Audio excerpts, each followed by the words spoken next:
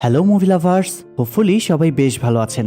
আজকের মুভিটি বেবি নামের একজন দুর্দান্ত ড্রাইভারকে নিয়ে, যে কিনা না চাইতেও একটি ডাকাত দলের সাথে ইনভলভ হয়ে যায় এবং তার ড্রাইভিংয়ের স্কিল দেখে শর্ত পূরণ করার পরেও ডাকাত দলের বস তাকে দল থেকে আলাদা হতে দেয় না। তো কিভাবে বেবি ডাকাত দলের সাথে ইনভলভ হলো আর কেনই বা ডাকাত দলের বস বেবিকে দলে রাখতে চায়, তার সবকিছুই আমরা জানবো হাইস্ট ক্যাটাগরির টপ 10-এ থাকা বেবি ড্রাইভার নামের এই মুভিটি থেকে। তো চলুন শুরু করা যাক। মুভির শুরুতেই আমরা আটলান্টা ব্যাংকের সামনে একটি গাড়ি এসে থামতে দেখি, যার মধ্যে ডাকাত দলের 4 জন সদস্যকে দেখা যায়। আর তারা হলো বেবি, গ্রিভ, বাডি এবং ডার্লিং। তো গ্রিভ, ডার্লিং আর বাডি যখন মাস্ক পরে হাতে বন্দুক নিয়ে ব্যাংকের ভেতরে ডাকাতি করতে যায়, বেবি তখন গাড়িতে গান ছেড়ে বাইরে অপেক্ষা করতে থাকে। ডাকাতি চলাকালীন সময়ে বেবি দেখতে পায় ব্যাংকের বাইরে অলরেডি পুলিশ চলে এসেছে, তাই বাকিরা ফেরা মাত্রই বেবি গাড়ি নিয়ে সেখান থেকে পালাতে শুরু করে। আর এখানেই আমরা বেবির আসল স্কিল দেখতে পাই। মূলত বেবি একজন দক্ষ ড্রাইভার, ডাকাতির পরে পুলিশের হাত থেকে বেঁচে সবাইকে নিয়ে পালানোই তার কাজ। যাই হোক, পুলিশ যখন গাড়ি এবং হেলিকপ্টার নিয়ে তাদের তাড়া করছিল, বেবি তখন তার দক্ষতা আর বুদ্ধি দিয়ে সবাইকে সেখান থেকে বাঁচিয়ে গাড়িটি নিয়ে একটি গ্যারেজে ঢোকে। এরপর সেখান থেকে আরেকটি গাড়ি নিয়ে তারা পুলিশের চোখ ফাঁকি দিয়ে পালিয়ে যায়। তো সবাই যখন পালিয়ে তাদের নিজস্ব গ্যারেজে আসে, সেখানে আমরা ডাকাত দলের বস ডগকে দেখতে পাই। ডগ সেখানে ডাকাতির টাকা সবার মধ্যে সমানভাবে ভাগ করে দিচ্ছিল। এখানে গ্রিভ বেবির উপর একটু রাগ দেখায়, কারণ বেবি তাদের কারোর সাথেই কথা বলতে আগ্রহ দেখায় না এবং সারাক্ষণ কানে ইয়ারফোন দিয়ে গান শোনে। এটা নিয়ে গ্রিভ ডগের কাছে কমপ্লেন করলে ডগ বলে যে বেবিকে যে কাজের জন্য রাখা হয়েছে সে তার কাজ ঠিকমতোই করছে, তাই এটা নিয়ে তোমাদের ভাবার দরকার নেই। গ্রিভ তবুও বেবিকে বিভিন্নভাবে খেপানোর চেষ্টা করে, কিন্তু বেবি কোনো কথা না বলে চুপচাপ গান শুনতে থাকে। এখানে আমরা আরও জানতে পারি যে বাডি আর ডার্লিং মূলত বয়ফ্রেন্ড গার্লফ্রেন্ড, তারা একই সাথে ডাকাত দলে যুক্ত হয়েছে। তো টাকা ভাগ করার শেষে ডাকাত দলের সবাই যার যার বাসায় চলে যায়, কিন্তু বেবি ডগের সাথে থেকে যায়। ডাকাতিতে বেবির ভাগের টাকা ডগ সব নিয়ে নেয় এবং বেবির হাতে শুধুমাত্র একটা নোটের বান্ডিল দেয়। এরপর ডগ বেবিকে বলে যে আরেকটা ডাকাতি করলেই তুমি আমার পাওনা টাকা সব চুকিয়ে দেবে, এরপর তোমার কাছে আমার আর কোনো ঋণ থাকবে না। এবার ডগ বেবির হাতে একটা ফোন দিয়ে বলে আমি তোমাকে শীঘ্রই আবার কাজে ডাকবো। এর পরের দৃশ্যে আমরা দেখতে পাই বেবি তার বাসায় এসে তার টাকার বান্ডিলটা বাসার ফ্লোরে একটা কাঠের নিচে রাখছে। এখানে আমরা বেবির দাদা জোসেফকেও দেখতে পাই। তো জোসেফ টিভিতে যখন নিউজ দেখছিল, তখন ব্যাংক ডাকাতির নিউজে সে বেবিকেও দেখতে পায়। জোসেফ বেবিকে বলে যে তোমার এই ডাকাতির সাথে থাকা উচিত নয়, কিন্তু বেবি এই বিষয়ে কোনো কথা বলতে চায় না, তাই সে জোসেফের কথা বোঝেনি বলে এড়িয়ে যায়। আসলে বার্ধক্যের কারণে জোসেফ কথা বলতে পারে না, তাই সে বেবির সাথে সাইন ল্যাঙ্গুয়েজে কথা বলে। যাই হোক, এরপর বেবি তার আইপড বের করে যেটাতে সে গান শোনে। এই আইপডে সে তাদের ডাকাতির সময়ের বিভিন্ন কথা রেকর্ডও করে। আসলে বেবি এইসব রেকর্ডের কিছু অংশ দিয়ে অডিও মিক্সিং করে গান বানায়। এরপর সেই গানগুলো ক্যাসেটে ভরে সে একটি ব্রিফ কেসে রেখে দেয়। তো সেই ব্রিফ কেসে অন্যান্য রেকর্ডের পাশাপাশি বেবির মায়ের একটা রেকর্ডও দেখা যায়। আর এখানেই মুভিটি ফ্ল্যাশব্যাকে চলে যায়। ফ্ল্যাশব্যাকে দেখা যায় বেবির মা একজন সিঙ্গার ছিল, সে বিভিন্ন টিভি রেডিওতে গান গাইত। বেবির এক জন্মদিনে বেবির মা তাকে একটি আইপড গিফট করেছিল, আর সেখান থেকেই বেবির গান শোনার শুরু। তবে বেবির মায়ের সাথে তার বাবার প্রতিনিয়ত ঝগড়া হতো। এভাবে একদিন গাড়ি চালানোর সময় বেবির বাবা মায়ের মধ্যে ঝগড়া হয়, যার ফলে তাদের গাড়ি সামনের একটি ট্রাকের সাথে ধাক্কা খায়। আর এই অ্যাক্সিডেন্টে বেবির বাবা মা দুজনই মারা গেলেও ভাগ্যক্রমে বেবি একাই বেঁচে যায়। তবে অ্যাক্সিডেন্টের বিকট শব্দে বেবির কানে কিছু সমস্যা হয়। সে সারাক্ষণ কানে ঝিরঝির শব্দ শুনতে পায়, তাই সে সবসময় কানে ইয়ারফোন দিয়ে গান শোনে যেন সেই ঝিরঝির শব্দ থেকে মুক্তি পেতে পারে। এরপর সিন চেঞ্জ হয়ে আবার আমরা বর্তমানের ঘটনা দেখতে পাই। সেখানে দেখা যায় বেবি বোস ডাইনার নামে একটা রেস্টুরেন্টে বসে গান শুনছিল। তখনই ডেবোরা নামের এক ওয়েট্রেস গান গাইতে গাইতে রেস্টুরেন্টে ঢুকে। ডেবোরার গান বেবির পছন্দ হয়, তাই সে এটা রেকর্ড করে। এরপর ডেবোরা কোন গানটি গাইছিল সেটি তার কাছ থেকে জেনে সেই গানের ক্যাসেট কিনে বেবি বাসায় আসে। বাসায় ফিরে সে সাউন্ড বক্সে গান ছেড়ে নাচতে থাকে। বেবির দাদা কানে কম শোনায় সে সাউন্ড বক্সে হাত দিয়ে গানের বিট বুঝে সেও মাথা নাড়িয়ে নাচতে থাকে। তো বেবি যখন গান শুনছিল তখন তার ফোনে ডকের কল আসে এবং ডক তাকে বলে যে তাদের কাছে আরেকটি ডাকাতির প্ল্যান আছে, সে যেন রাতে রেডি থাকে। সিন শিফট হয়ে দেখা যায় ডগ ডাকাতির জন্য নতুন একটি দল এনেছে, যে দলের সদস্যরা হলো এডি, জেডি এবং ব্যাটস। আর এই ব্যাটস চরিত্রে অভিনয় করেছেন বিখ্যাত অভিনেতা জেমি ফক্স। যাই হোক, ডগ যখন ডাকাতির প্ল্যান বলছিল তখন বরাবরের মতোই বেবি কানে ইয়ারফোন দিয়ে গান শুনছিল।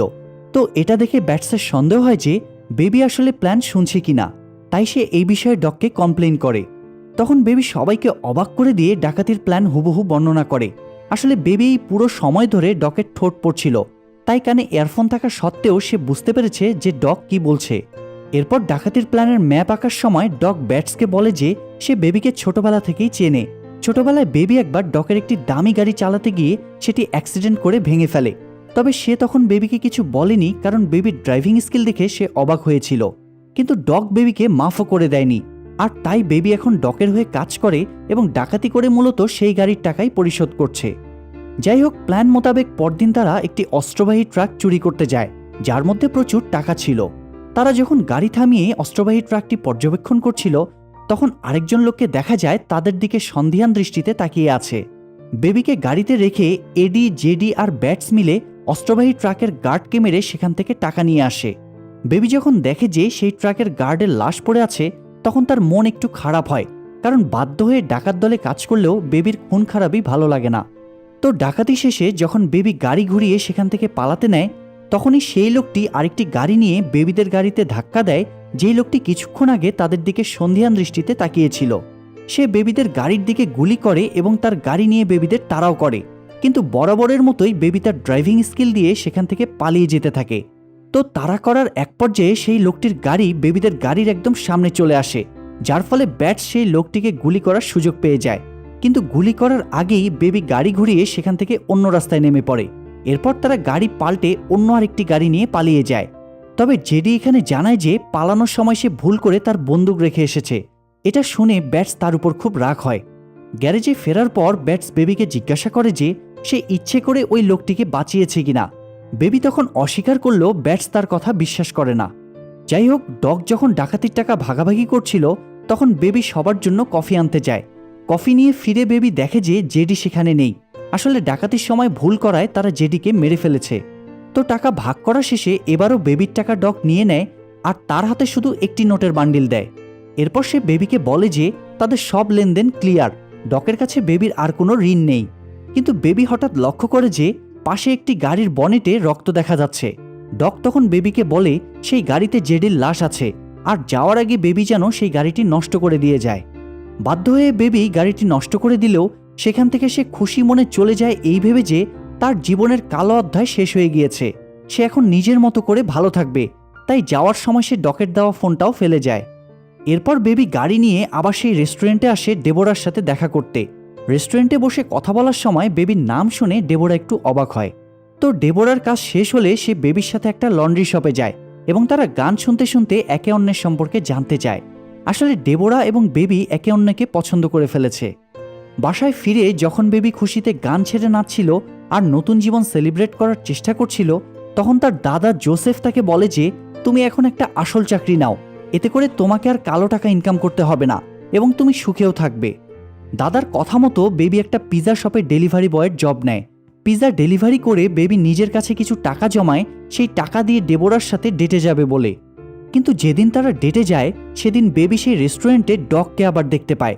ডগ এখানে বেবিদের খাবারের সব বিল দিয়ে দিয়েছিল যাতে করে সে বেবির অ্যাটেনশন পায়।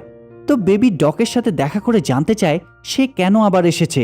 ডগ তখন বেবিকে আবার নতুন ডাকাতির মিশনে জয়েন করতে বলে। সে বেবিকে বলে যে তোমার এত কষ্ট করে ইনকাম করে তোমার গার্লফ্রেন্ডকে ডেটে নিয়ে আসতে হবে না, তুমি চাইলে এর থেকে অনেক বেশি ইনকাম করতে পারবে।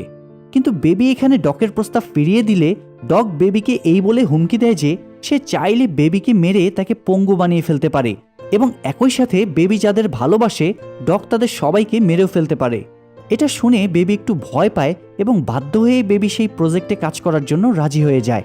ডগ তখন বেবিকে বলে আমি তাহলে কাল সকালে তোমাকে নিতে আসব, আর এটা বলে সে সেখান থেকে চলে যায়। এরপর বেবি ডেবোরাকে বাসায় নামিয়ে দিয়ে আসে আর বলে আসে যে পরদিন রাতে তারা আবার দেখা করবে। তো পরদিন সকালবেলা ডগ বেবিকে নিয়ে একটি পোস্ট অফিসের সামনে যায়।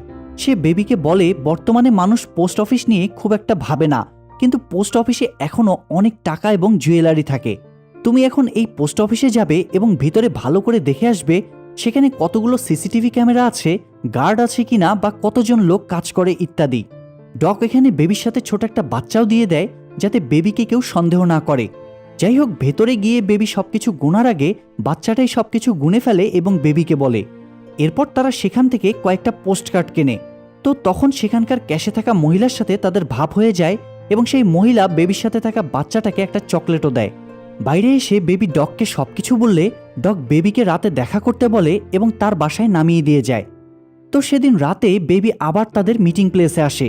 সেখানে সে ডগ এবং ব্যাটসের সাথে বাডি আর ডার্লিংকেও দেখতে পায়। বরাবরের মতোই ডগ সবাইকে ডাকাতির প্ল্যান বুঝিয়ে বলে। সেখানে সে সবাইকে এক ধরনের সানগ্লাস দেয় যাতে করে সিসি ক্যামেরা তাদের ফেস দেখা যাবে না। এরপর ডগ তাদের বলে, আমাদের কিছু নতুন বন্দুক দরকার, কারণ আগের শটগানগুলো ভালো সাপোর্ট দিচ্ছে না। তাই আমার একটা পরিচিত ডিলার আছে যে তোমাদের কিছু বন্দুক দেবে এবং তোমরা এখন সেখান থেকে বন্দুক নিয়ে আবার এখানেই ফিরে আসবে। এমনকি রাতে তোমাদেরকে এখানেই থাকতে হবে, কারণ আমরা খুব সকালে বের হব। এটা শুনে বেবির মন খারাপ হয়ে যায়, কারণ রাতে তো তার ডেবোরার সাথে দেখা করার প্ল্যান ছিল। যাই হোক, সবাই মিলে যখন ডকের বলে দেওয়া সেই ডিলারের কাছে যায়, তখন ডিলার তাদের উল্টাপাল্টা বুঝিয়ে অরিজিনাল বন্দুকের সাথে কিছু ফেক সাপ্লাইও দিতে চায়।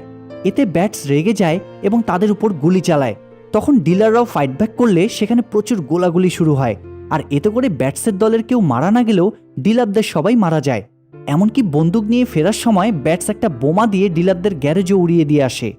তো ফেরার পথে সবাই সে রেস্টুরেন্টে থামে যেখানে ডেবোরা কাজ করে।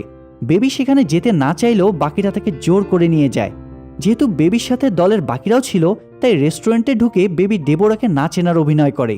বেবি তার সাথে কথা না বলায় ডেবোরা একটু মন খারাপ করে তাদেরকে সার্ভিস দিচ্ছিল এবং ব্যাটসের কথায় সুন্দর মতো রিপ্লাইও দিচ্ছিল না।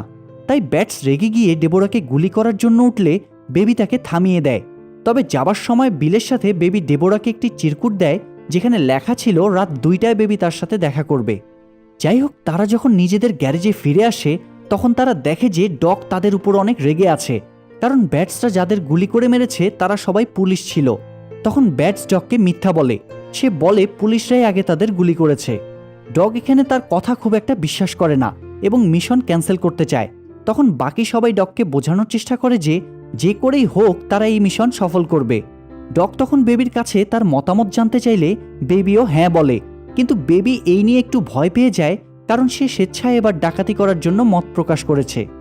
যাই হোক, রাতে সবাই যখন গ্যারেজে ঘুমাচ্ছিল, বেবি তখন একা একা একটা গাড়ি নিয়ে বের হওয়ার চেষ্টা করে, কারণ ডেবোরা তার জন্য অপেক্ষা করছে। কিন্তু গাড়ি স্টার্ট করতেই বেবি দেখে যে বাডি তার সামনে দাঁড়িয়ে আছে। সে বেবিকে জিজ্ঞেস করে এত রাতে সে কোথায় যাচ্ছে। ততক্ষণে সেখানে ব্যাটসও চলে আসে। বেবি বাডিকে বলে যে সে কফি খেতে যাচ্ছে, কিন্তু বাডি তার কথা বিশ্বাস করে না। ব্যাটস তখন বেবিকে তার আইপডে রেকর্ড হওয়া একটি অডিও শোনায় যেখানে তাদের প্ল্যানিংয়ের কথা শোনা যাচ্ছিল। ব্যাটস সন্দেহ করে যে বেবি হয়তো পুলিশ এবং আন্ডারকাভারে থেকে তাদের ট্র্যাক করছে। বেবি তখন তাদের বলে যে সে এই অডিও থেকে গান বানায়, কিন্তু এমন কথা তারা কেউ বিশ্বাস করে না এবং বেবিকে মেরে তারা অজ্ঞান করে ফেলে। জ্ঞান ফেরার পর বেবি দেখে তারা বেবির বাসা থেকে সব ক্যাসেট এনে তার সামনে রেখেছে। বেবি যখন ক্যাসেটগুলো প্লে করে তখন তারা অবাক হয়ে লক্ষ্য করে যে আসলেই বেবি অডিও দিয়ে গান বানায়। তবে ক্যাসেটগুলোর মধ্যে ডেবোরার একটা অডিও শুনে ব্যাটস রেগে যায়, কারণ তারা রেস্টুরেন্টে খাবার সময় বেবি বলেছিল সে ডেবোরাকে চেনে না। এই পরিস্থিতিতে এবার ডকও বেবির উপর রেগে যায় এবং সে অন্য ড্রাইভার হায়ার করবে এমনটা বলে, কিন্তু বেবি তখন তাদের বুঝিয়ে বলে যে সেই তাদের সাথে কাজ করবে। তো সিন শিফট হয়ে আমরা পরদিন ডাকাতির ঘটনা দেখতে পাই। বাডি আর ডার্লিংকে পোস্ট অফিসের সামনে নামিয়ে দিয়ে বেবি ব্যাটসকে নিয়ে অফিসের পিছন দিকে যায়।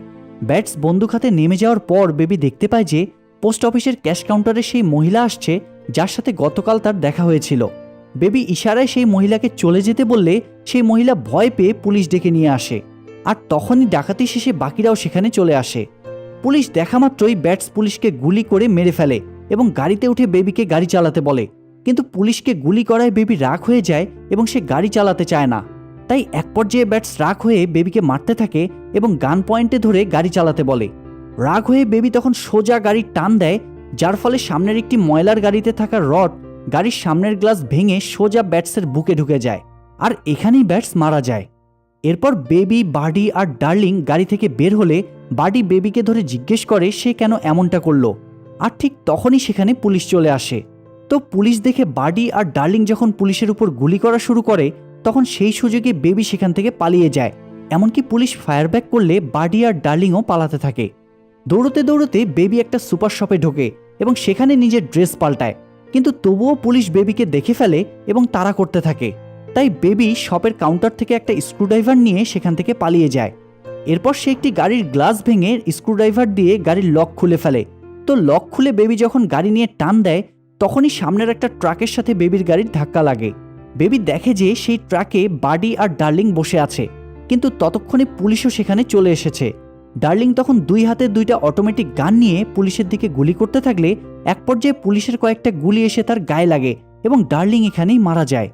ডার্লিংকে মেরে ফেলায় বাডি পুলিশের উপর প্রচণ্ড রেগে যায় এবং তাদের উপর গুলি চালাতে থাকে। এমনকি সে এখানে বেবির দিকেও গুলি করে, কারণ বেবির ফল্টের কারণেই ডার্লিং মারা গিয়েছে। বেবি তাই দ্রুত সেখান থেকে পালিয়ে গান পয়েন্টে এক বৃদ্ধ মহিলার গাড়ি নিয়ে নেয়।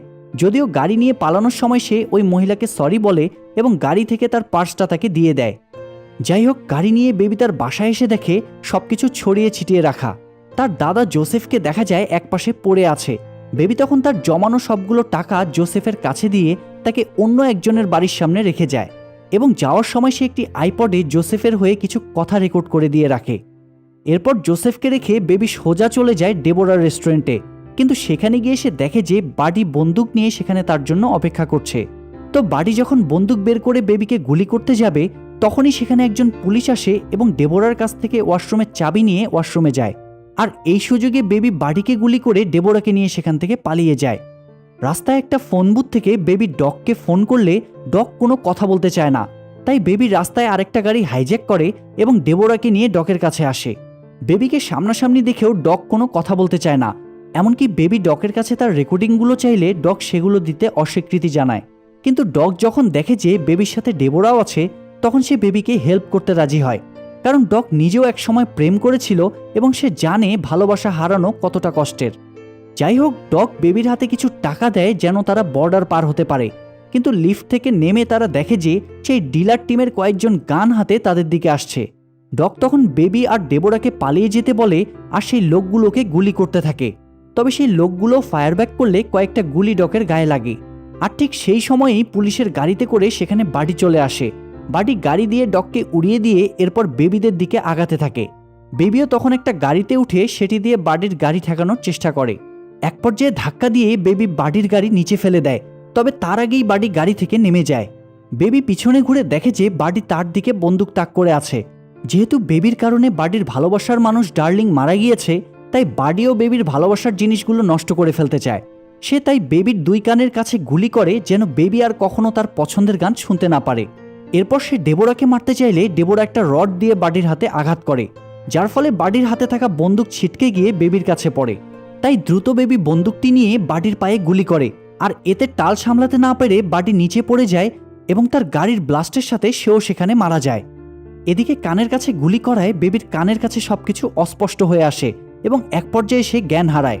জ্ঞান ফেরার পর বেবি দেখে যে সে একটি গাড়ির সিটে বসে আছে এবং গাড়ির ড্রাইভিং সিটে সে ডেবোরাকে দেখতে পায়। ডেবোরা বেবির মায়ের রেকর্ড করা একটি গানের ক্যাসেট বাজাচ্ছিল। যেহেতু বেবি কানে কম শুনতে পাচ্ছে, তাই সে তার দাদার মতো সাউন্ড বক্সে হাত দিয়ে গান শুনতে থাকে। তো কিছু দূর যাওয়ার পরে তারা দেখতে পায় যে পুলিশ আর FBI তাদের ঘিরে ফেলেছে। বেবি তখন বুঝতে পারে যে সে পালিয়ে বেশি দূর যেতে পারবে না, আর এভাবে সে ডেবোরাকেও বিপদে ফেলছে। তাই সে ডেবোরাকে বিদায় বলে গাড়ির চাবি ফেলে দেয় এবং পুলিশের কাছে আত্মসমর্পণ করে। পরবর্তী সিনে দেখা যায় আদালতে বেবির কেসের বিচার হচ্ছে। সেখানে ডেবোরা, পোস্ট অফিসের ক্যাশ কাউন্টারের সেই মহিলা, বেবির দাদা সহ আর অনেকেই বেবির পক্ষে সাক্ষী দেয়। কিন্তু বেবির কেস যেহেতু অনেক বড়, তাই আদালত তার শাস্তি সম্পূর্ণ মাফ না করে বেবিকে 5 বছরের জন্য জেলে পাঠায়। তবে জেলে তারা বেবির কানে ট্রিটমেন্ট করায়। আর সাজা শেষে 5 বছর পর বেবি যখন জেল থেকে বের হয়ে আসে, তখন সে দেখতে পায় গাড়ি নিয়ে ডেবোরা তার জন্য অপেক্ষা করে আছে। আর এই হ্যাপি এন্ডিংয়ের মধ্য দিয়েই বেবি ড্রাইভার মুভিটি এখানেই শেষ হয়। তো মুভিটি ভালো লাগলে লাইক দিন এবং কমেন্ট করুন। আর সেই সাথে আজকেই যারা আমাদের চ্যানেলের প্রথম কোনো ভিডিও দেখছেন, তারা চ্যানেলটিকে সাবস্ক্রাইব করে বেল বাটনটি অল প্রেস করে রাখুন।